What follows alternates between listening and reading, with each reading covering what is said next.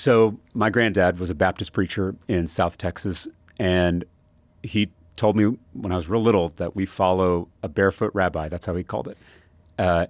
And that barefoot rabbi gave us two commandments: love God and love neighbor. Because there is no love of God without love of neighbor, is how he put it.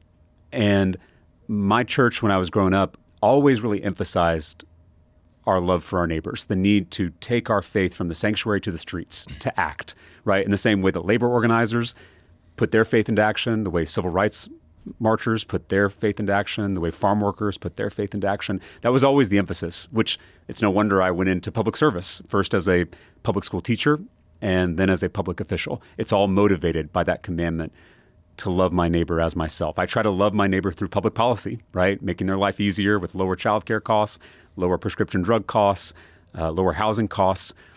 But that work of loving my neighbor is really difficult, especially in a place like the Texas legislature. And anyone who's engaged in politics, I'm sure you could also attest to this, that loving your neighbor can be very frustrating and very difficult and very disheartening.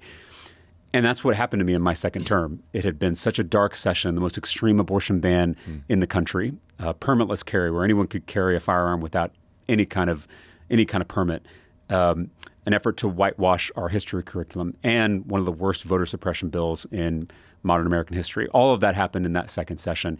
So to be very honest, I started to lose faith in this American experiment. Was it even going to be possible for us to all live together when we have such profound disagreements? And so I made the decision to go to seminary because I remembered that first commandment to love God. Those two commandments were given to us Christians because they sustain each other.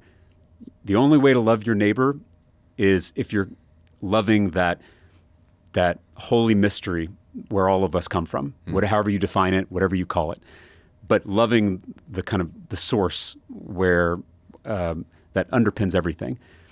And then the only way to love God is to show it through your love for your neighbors, by feeding the hungry, by healing the sick, by welcoming the stranger.